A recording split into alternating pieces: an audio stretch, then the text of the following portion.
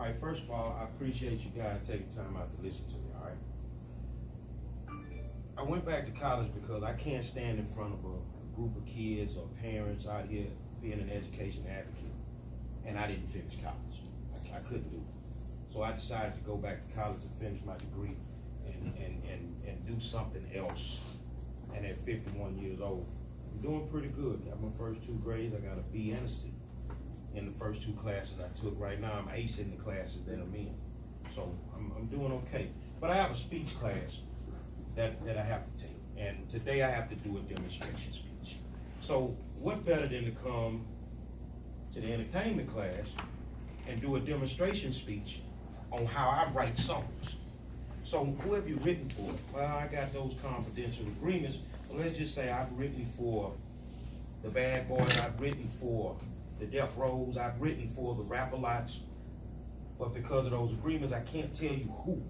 So the thing that I do before I do anything as far as writing a song, Pimp C taught me, he said, you can have $1 million, but if that song is garbage, it's not gonna work.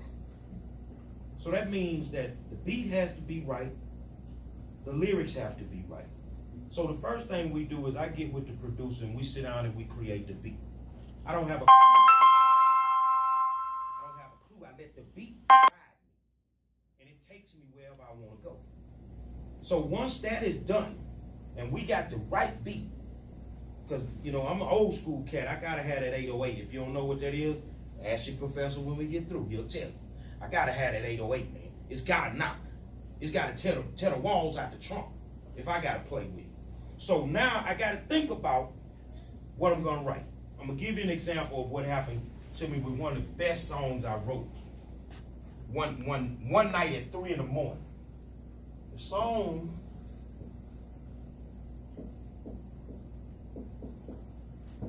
was called Boy Shorts. How did I come up with the song? Well, I went to a club, we'll call it a club, and there was this girl dancing, and I'm like, wow. And as soon as I left the club, I went straight to the studio at 3 o'clock in the morning. Because all I could remember was the Boy Shorts. That's all I could remember. But now I gotta put it in a way to where it makes sense. You see what I'm saying? I'm gonna see if you know music. Remember, you know Jess Brittany? Yeah. Remember her first big song was Call Me For That Good. What was that song about? No. Exactly. Yeah. Exactly. Yeah. The average person, when they hear the name, they thought the song was something else. But no, I call the producers Beans and Cornbread. What is this song about? That song about weed. So then I had to go back and I had to listen. Oh yeah, now it makes sense, everything she's saying. So when I get ready to write a song, the first thing I do, I formulate an idea in my mind. I don't write like everybody else. You could take me to Jam Supermarket, I could write you a hit song about some poke bones. I'm gonna make it jam. You feel what I'm saying? I'm gonna make it jam. So what I do is I get the idea and I put it in my head. Now normally I sit down because I do a lot of pre-production work. I don't go into the actual studio and write songs. I don't do that. That's a waste of money. I take the music home. I sit in front of my computer where I got a Bose system, so it'll knock just like the studio. And then I close my eyes, I cut the lights off. Where do I want to go? Exactly what I did with this song. Where do I want to go? I can't let you hear the song because I didn't do the clean version. So then I start writing. But when I write with my computer. Long time ago, I used to write by hand. But now I write with my computer. I open me up a sheet. And because I'm from the old school and I still do poor man copyrights. Where at the top of my sheet, on my computer, if I was to write it, it would be the same way. I put my name, copyright, right here, 2019. By the time I'm through with the song, I fold it up into a square. I put it in an envelope and I mail it to myself and I never open it. The reason I never open it is because hopefully you heard it and you steal it, and then I can sue you for a bunch of money. Because the stamp on the front of the envelope is going to guarantee you know that I wrote it on that date. But back to songwriting. So what I do then, the way that I write, is I label these lines on this paper, ones and twos. Totally different than what you do. Ones and twos. I write all my ones first. So that means by the time I'm done, ain't nothing gonna rhyme. Nothing is gonna rhyme. And then I go back and I fill in my twos. That's the same way that I record. Totally different than the way everybody else does it. But because I'm writing in a computer, think about it. Who has a tablet that they write in when they do their songs? Any one of y'all writing a tablet? Okay. You remember how many times you messed up and you had to tear that paper out? When you write in the computer, you don't have to do that. You can go back and make the adjustments. So once I fill in the whole song, then I go back and I record it on my computer because I got a microphone. I record it on my computer and then I listen to it to see, quote unquote, if the song sounds like it's boo-boo. Does this make sense? Is this content relevant to what they listen to today? But I always do what Pimp told me to do. He say, no matter how you write it, just be you. Just be you. So of course, I'm not gonna sound like I'm not gonna sound like Amigos. It's not my thing. I can listen to the new Slim Thug. Players get chose. The reason that I write like this is because the way that I was taught by some of the greatest to ever do rap music is you have to make sure that your content is what it is. I don't have a problem with the way the Migos write. I have a problem with what you're saying. Everything is not a fly car. Everything is not a fly girl. Everything ain't $200 or $300. And the worst thing that I can do when I write is tell a lie. Everything I'm gonna write gonna be true. So if I told you I had 60 cars, honestly, on this date here, I am on car number 60. And I put that in songs. I had a wife tell me one time, a wife, because I get rid of them fast and I get rid of them papers, them songs. But the thing is, she told me one time after 15 years, she said, I never really knew that everything you wrote was the truth. It's easier to write a song when you're telling the truth. Because it'll flow. It'll just come out of you. But when you faking, it's gonna take you 6 months to write a song. That's why when I come into class and I ask people how far are you along, man, I'm still working on that song from 2 months ago. I mean, you're lying. If you stop lying and you just write what's in your heart, it's gonna flow. So I'll do the ones and the twos. I get it together. I listen to it. Is it boo-boo? No, it's jam right here. Okay. So now I'm going to test it. I'm going to test it. And I'm going to send it out to some people that critique my writing. I got guys on my team all over the country that critique my writing as far as what I'm talking about. So if I'm talking about something that happened 2 years ago, they're gonna say, nah, that ain't what they doing right now. Okay, cool, let me go back and fix that because I wrote it in the computer. I can go back and do that. You get it? You see what I'm saying? But the one thing that I am when I write is I'm very, very truthful. If I'm speaking about religion, I'm gonna be truthful about what I feel. When you are writing from your heart, it's gonna flow. It's gonna automatically just come out of you.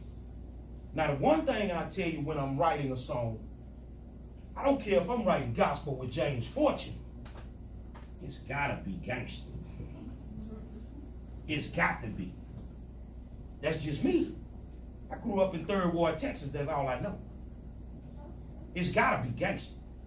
So if I'm writing a love song, it's gotta be gangster. She gotta be just as gangster as me. You see what I'm saying? Oh, if you listen to Boy Short, this gangster and Buck Wild. But the thing is, that is my formula right there. That's just me. So when I get a call from Oklahoma City, man, we want you to come down here and work on some stuff. You know, we want you to write. Because we have writing sessions. We actually sit down as a group and we write together. You see what I'm saying?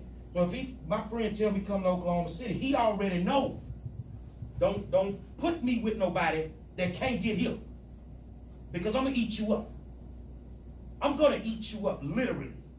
And that's why I tell youngsters all the time, I know y'all got it, man.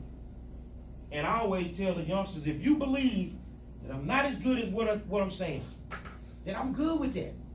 We can always bet a little money because I keep my microphone on me at all times. And at 51 years old, I don't think there's a youngster walking the city of Houston that can do what I do with a pen, because my content is going to kill you. Let's see. Let me ask you a question.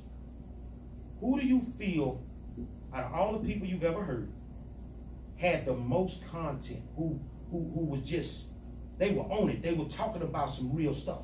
J. Cole. J. Cole. Anybody else? Kendrick Lamar. Kendrick. No. I'm gonna tell you. Say it again. Aubrey Graham. Hold on. Because somebody just said it. When you can get to this level, Yeah. he formulated an idea. His very first hit was Brenda's Got a Baby. He got the song from a newspaper article. He read an article and he went back and he musically wrote the song. That's when you become a great artist to me.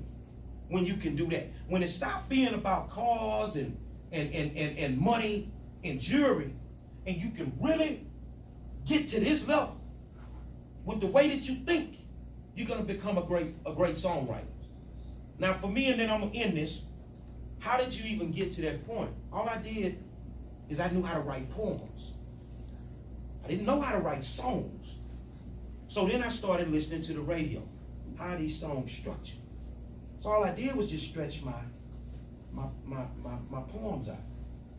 So the most important thing that I look for in the song, I know how y'all are.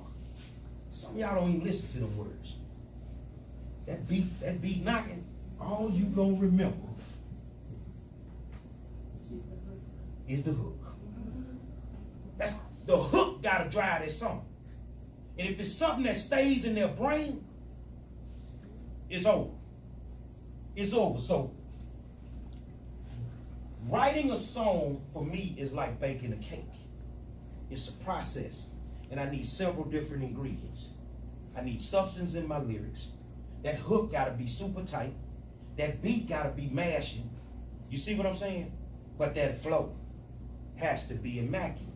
So once I got the hook and I got the basic ingredients, now all I need to figure out is the flow pattern. But you wrote the song. Yeah, but remember I told you I'm different. So no matter how I wrote it, no matter what music you give me, I can fit all them lyrics on that song. And I can switch it up and flip the way I do it because of the way that I write. It fits me. You're a small young lady, right? And I got some my teacher back there is a bigger young lady. What she wear don't fit you. What you wear don't fit her. And that's what makes us all different when we're entertainers and songwriters. I only write the way that I feel. You see what I'm saying? And no matter where I go, one, I put that H on my chest. I put it on my chest if I'm in Dallas, if I'm in Atlantic City, if I'm in New York, I don't care. But when you can master all this, no matter where you go, they gonna remember what Pimp told you. As long as it jam. As long as it jam. It don't matter where you from. So that's the way that I write music. I would love to, I got something on my mind that I want to do before school ends, because of course I've been getting more input about doing another song for next year. And I basically got the song. I'm riding from Dallas yesterday, and I'm formulating the song in my head as I'm riding. I already got the hook. The hook is dry. So now all I got to do is just put the words. And that's the easy part, because I'm speaking about Yates. I know the whole history is easy for me to do. Remember, if you're not lying, you can write it real quick.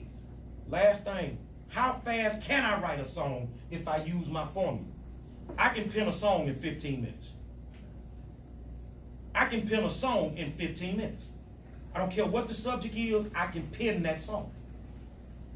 So you have to want to be a great songwriter. You got to do the homework. It's just like going to school. You got to study the great ones.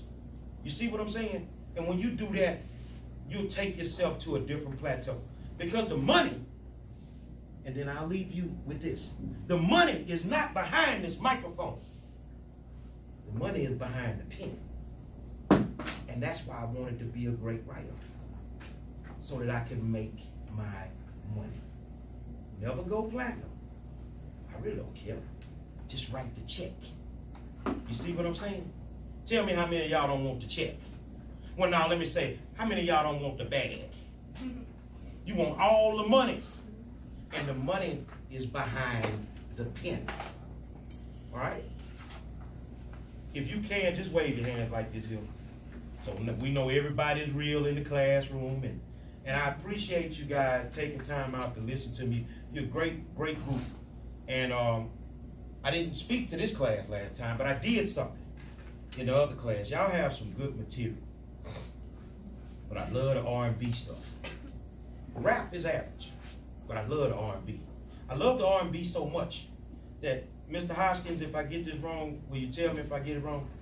I actually called Columbia Records in front of the class. One of my friends, he said, send it to me.